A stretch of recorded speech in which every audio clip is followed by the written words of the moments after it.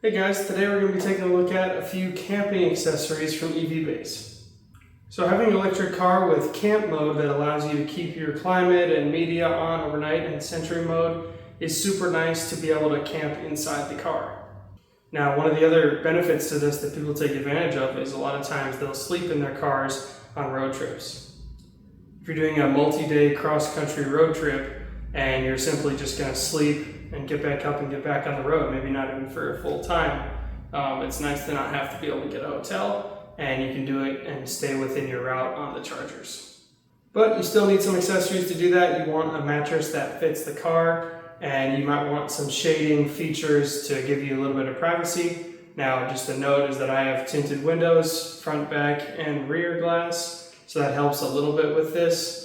If you don't have tinted windows, you might want a different solution, but we'll take a look at the products I got from EV Base this time.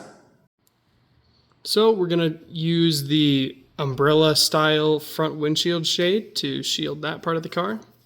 And we've got their curtain window shades here, so that's kind of what they look like when they're extended. And they can of course be folded up just like that when you have to drive or see out. And then, of course, the main event and the only truly necessary thing would be the mattress. So it's an inflatable mattress that has the right size for the car, and we're going to be testing it out. Now, this is an interesting topic because this is a Model 3 and not a Model Y. I have done a camping video in the Model Y before, and I actually camped and wasn't just on a road trip, but this is a little different with the Model 3. Of course, it's not a hatchback, but your legs can still go back there, and it's the same wheelbase as a Model Y, so there should be the same amount of space to lay down. And this is where Model 3 is a lot better for the road trip situation and not actually camping, because in that Model Y video it was a whole tent that integrated with the hatchback, whereas here you could not do a tent and you can only pretty much sleep in it, which is fine. You can also use it for camping if you just want to do a traditional camping experience and then sleep in an air-conditioned, safer vehicle. And you may be wondering about the total height that you can fit in here. So this is me with my feet against the trunk lid, and there's still a little bit of space. I'm exactly about 6 feet tall. Now, the tricky part with this room is there's plenty of room above me, but obviously the seat drops off here. So if you bring some extra pillows that you can stuff right here and then stack your pillow up like this, then you've got a ton more room. And in that case, I've got another 3 or 4 inches if you can stuff something right there. But for my height, it's about right for me to be right up against the edge of this mattress. So just like you're on a road trip, I've got it all packed up. I've got the car in a very drivable state. So I'm going to see how long it takes to unpack and get ready to sleep in it.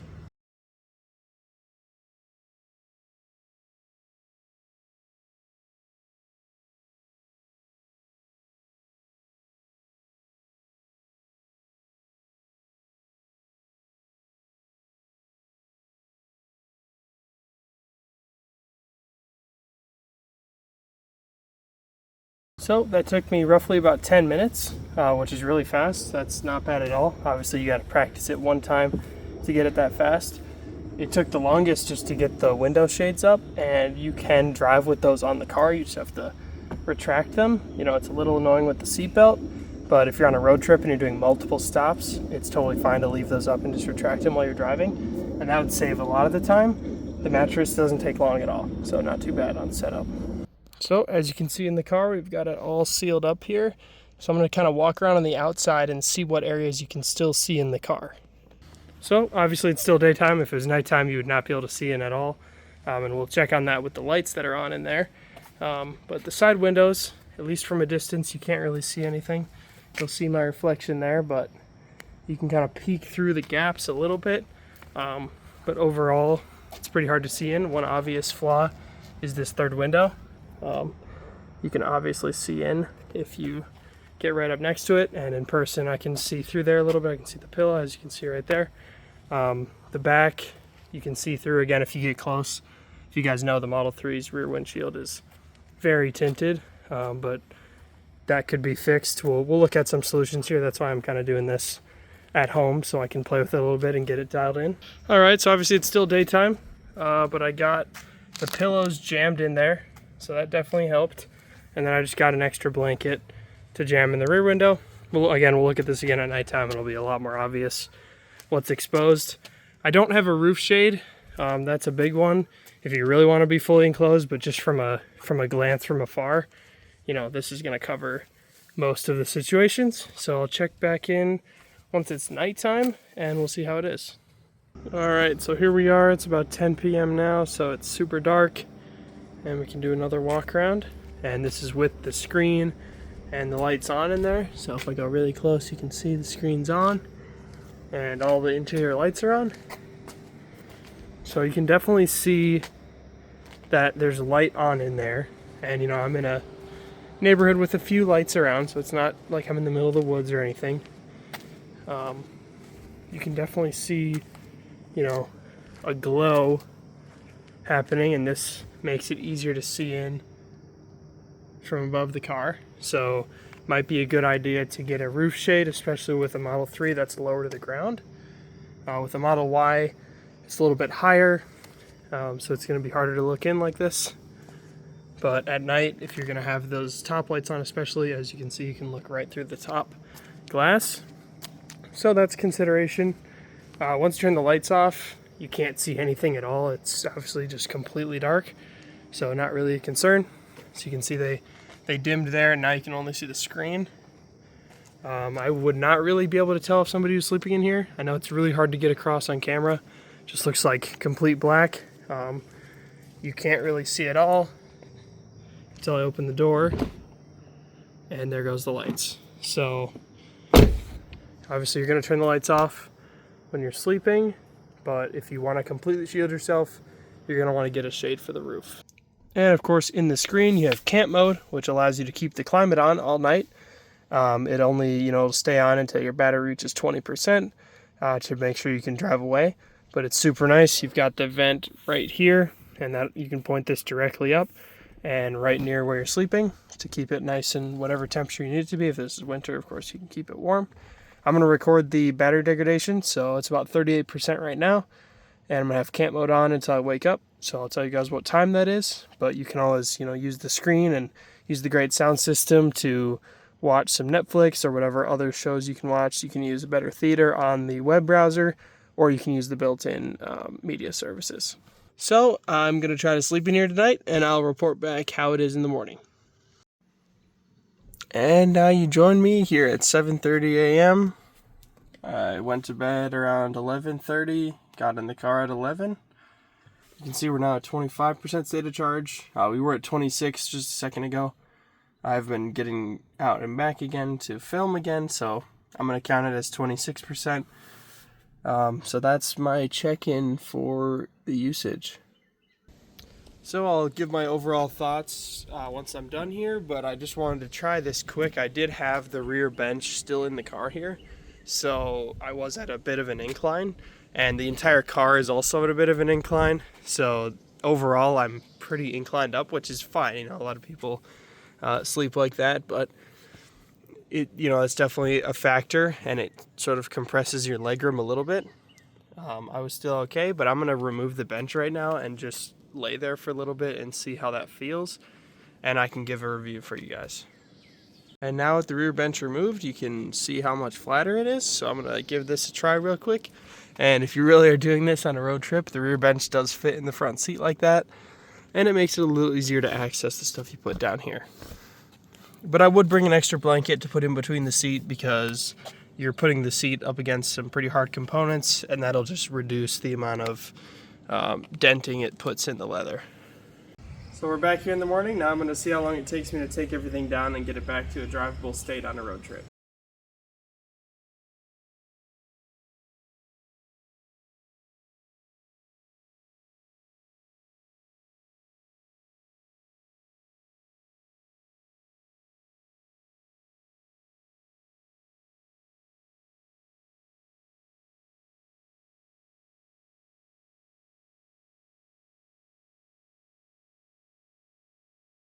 So I've got it all packed up. It took about 12 minutes, so a little bit longer than setting it up. Just got to figure out the best way to put away that mattress. It's, you know, if you have a ground that you can set it on, it's nice. You know, the back of it you're not going to sleep on, so I don't really care about that. But the best way is to fold it lengthwise in half, and then start to roll it up and then use the pump to suck air out of it. You can put the pump on in reverse and keep vacuuming it until it gets down, and they actually ship it to you vacuum sealed, so you get it below ambient pressure. So you can kind of try to do that with the pump. It makes it a little easier to wrap it up. So I'm going to give my quick review of each product and see if I recommend them. So I'm just going to start with the overall experience of camping in the Tesla, and start with the battery drain. It was about 12% over 9 hours. It was only about 80 degrees ambient, pretty humid though, and that's a big thing, right? Temperature is about fine, but it gets really humid. This is able to take all the humidity out of the air, bring it down to, you know, low 60s. I ended up setting it to 65. It'd be a lot easier if I would have done that. You know, if you have time about an hour before to preset it, or however much time you have, that will really chill it down, and then you can have it on medium auto climate the whole night. It'll probably reduce your usage a little bit. One other note for camp mode, it's great that the screen does time out, but they either need to give an option for that or decrease the timer, because it seemed to take about 10 or 15 minutes for the screen to time out, and if you don't have full coverage of your glass, you stick out like a sore thumb in a parking lot with that screen on, even in dark mode. So it just needs to be less, because I'm sitting there, you know, I'm like, okay, I'm done watching the show. Now I have to wait for this thing to time out, and it just seemingly takes forever. So they need to have a button to do that, or just decrease the timer. But other than that, it's a really great sleeping experience in my opinion. Once you got the climate ripping, you know, it's nice and quiet. It's kind of like a sound machine. You've got that great glass roof, especially in Model 3 where there's no bar in the back. You can look up into the sky, and it's kind of a cool view at night through the glass. And the legroom is a little tight. I'll get into that when I talk about the mattress here. I'm 6 feet tall. You know, I just about fit. If I extend my legs, I basically touch the back. Now, I'm a side sleeper, and I bend my legs a little bit, and then it's like no big deal at all. But if you're taller than me, or you sleep completely straight, it would be nice to get some extra pillows or something that you can shove in that void behind the folded down seat, and that'll allow you to put your pillow way higher up, and you'll have no problem fitting anybody back there.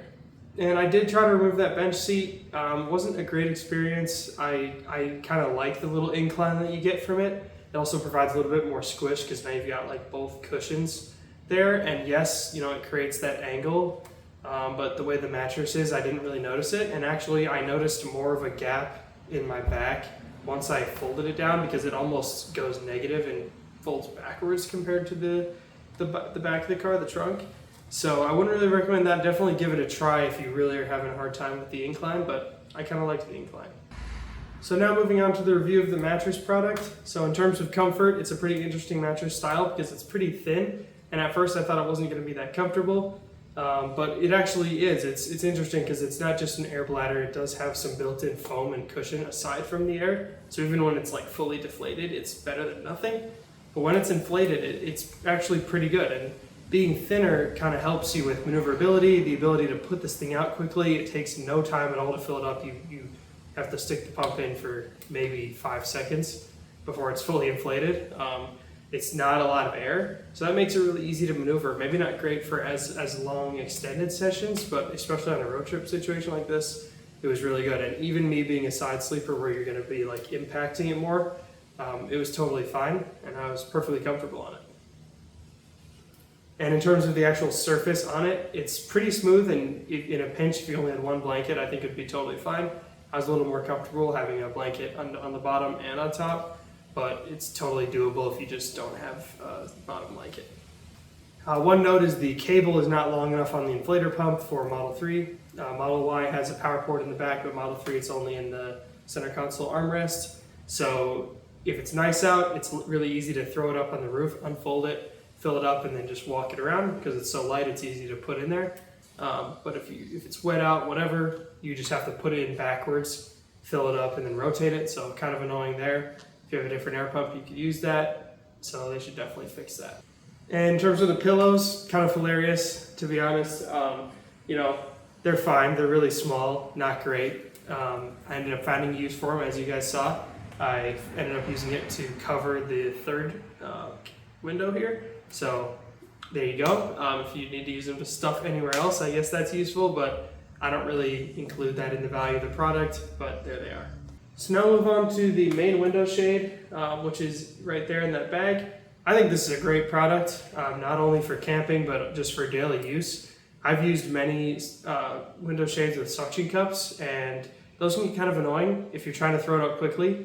I have like the accordion style that unfolds, or those circle ones that you got to wrap up. And it can be kind of annoying because if you're trying to get it all up there at once, you can accidentally stick a suction cup somewhere and then it's not fully covering it, and it's just kind of annoying.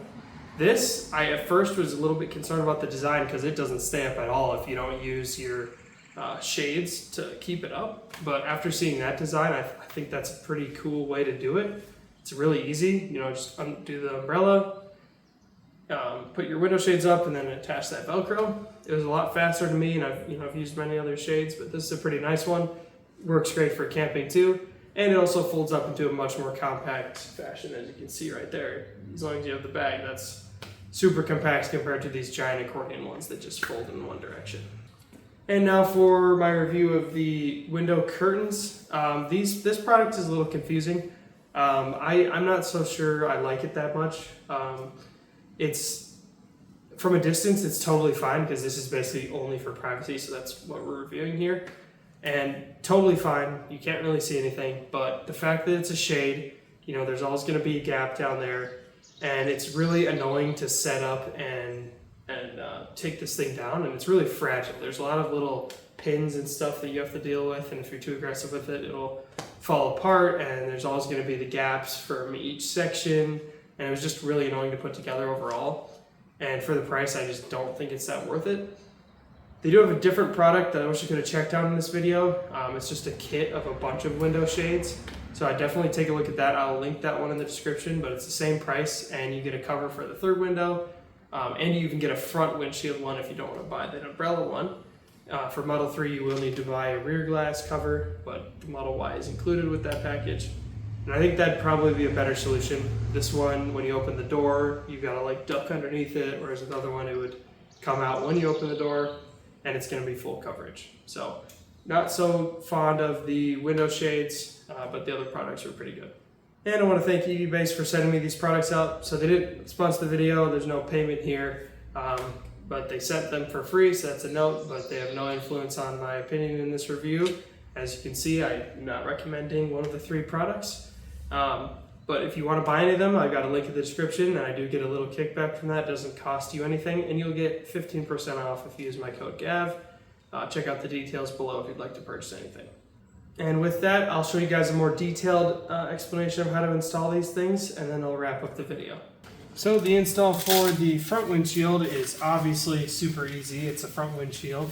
I do like their umbrella design here, but it's probably easiest if you just kind of hold it up in the air here, and then you can grab the little cable. Make sure you're clear of everything, and expand it like that, and then just wrap that cable around, and make sure it's oriented the right way with the mirror strap on the top. And it's actually a smaller Velcro strap for this part. So you can just wrap that around and keep that Velcroed on just like that. And then I found the best way to hold it up is to use the visors here. So you can essentially just do that. And at first I thought this was kind of a dumb design because you have to do another thing with the car. But I've had other ones with suction cups and annoying clips and stuff. And this is actually kind of nice. Obviously you're not going to be using the sunshades with these side things. So it actually works out pretty well. And then you just have to remember to take off this Velcro before you take everything else down. It'll make it a lot easier when you put it away. So the side curtains obviously has 2 sets of this. It has a rail for the back seat and the front seat. It has a bag full of clips, and then some extra pegs, smaller clips, and some Velcro things. And then it comes with both shades here. So each window has the rail, and this part goes into the window trim, and then there's a little hole where all the hooks hang. So this is the orientation you want to have it in, if you're in the car, with this part facing down, and these essentially hang from this rail. So because these need to be hooked onto the top and the hooks are facing outward, you're going to have to fold this one of the ways to get it to attach. I think it's easier to fold it around like this, so you can essentially put these on this way, and then when you fold it around, it'll be facing up. And then you're going to want to basically space them out to put as much on as possible, but then leaving some on the ends just because it doesn't cover the whole window. And I've found that skipping 2 is pretty good spacing.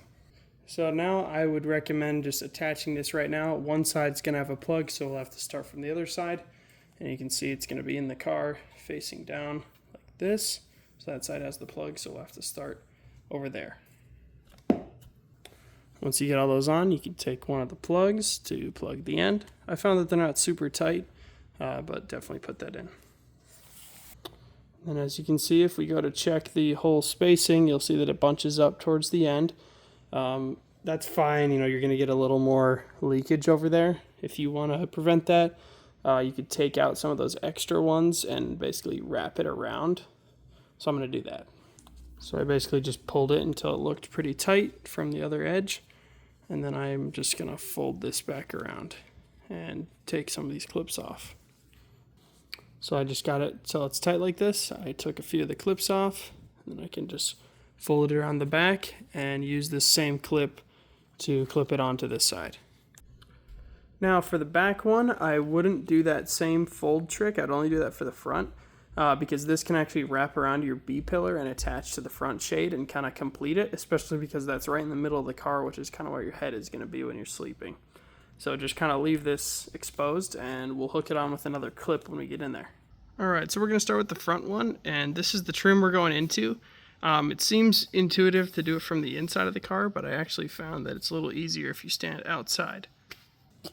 Alright, so the tricky part with this is that this way it can't flex at all, but obviously this way it can flex a ton. And there's a challenge there, especially with the front, because it curves down so much.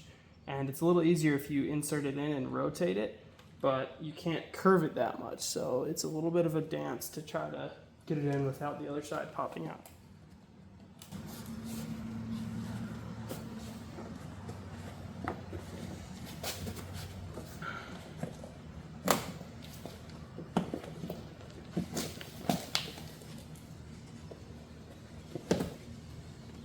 So you can see there, kind of started with each edge and then worked my way to the middle.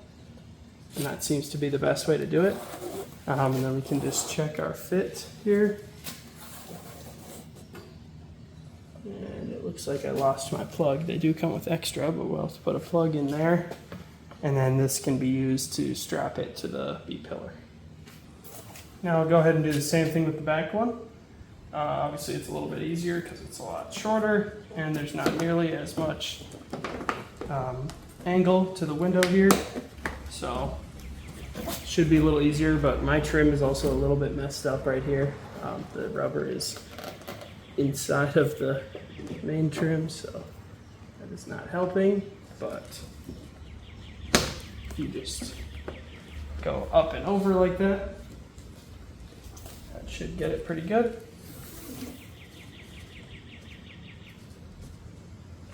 And just like that, the back one's in. Now we'll go inside the car and I'll show you how to connect them together. Now that we're inside the car, you can see why I was saying to leave this extra here. Because there's a huge gap, and you know, if I move around here, you can just kind of see that there's a lot of gaps this way in the middle. And one thing to do before that is this elastic clip is really meant to wrap it up when you close them. But you can also use it to strap it to the seat belt here and keep it secured. And now with that all secured, all those side gaps are cleared out and it looks a lot better now. And then you obviously just repeat this on the other side and you'll have it all installed. And here I have the other side done, and you can see that it's fairly easy to collapse if you did have to drive the car while camping, you didn't want to take it all down. You can just collapse them up. You can leave the one around the seatbelt attached and the clip connecting the two attached. And then you just use the elastic strap on the rear window one and wrap that around the whole thing to connect these two. It still is going to block your view a little bit, so I wouldn't really drive very far like this. Meaning I would probably install this once you get to where you're camping, which is a little unfortunate for the road trip situation. But I'm sure you might get used to it if you really want to use this. And now to show the install of the mattress, which is the main event of this video. So you can obviously take it out of the bag, and it's very simple. You got the mattress, the air pump, and the two included pillows. And now coming back here, I'm just going to take these straps off.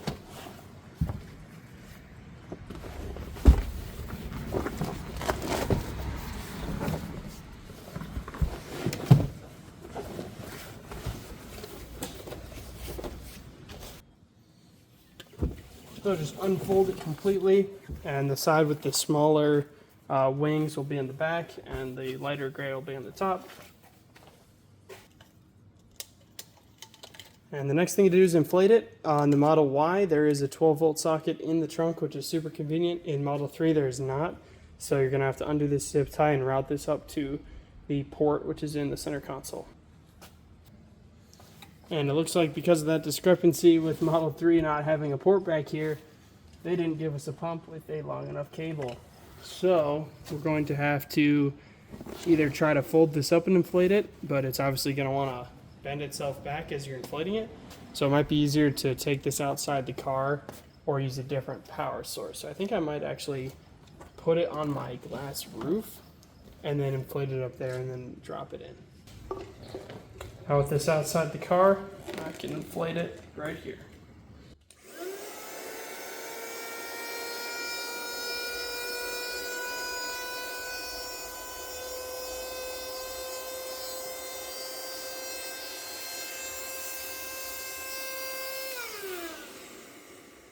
Now it is totally personal preference whether you want to take the seat out. It is inclined a little bit, but if you like that, you might want to leave it in, and it's a little easier obviously. But if you want to take it out, I will show you guys how to take that out right now. So to get this out, there's just two clips down here.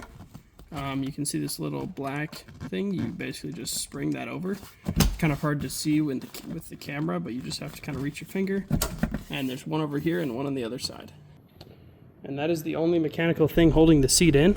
So at this point, you can basically just take it out just like that. And there's going to be two connectors you have to take out. So there's one connector over here you have to unplug, just right on that back wall. And one more connector on the other side, a little smaller one on this back wall there. And once you take both those connectors out, it very simply just lifts out. And now that all those things are exposed down there, just to keep your seats clean and prevent any damage or anything, it's probably a good idea to bring a blanket just to cover it. But now you're going to be able to drop the seats and they'll fold more flat. So I've got a few more videos coming on upgrades to my Model 3, and I hope to make a lot more fun videos in the future with track stuff and upgrades and all these types of things. But I thank you guys for watching this video, and I'll see you guys in the next one. Bye.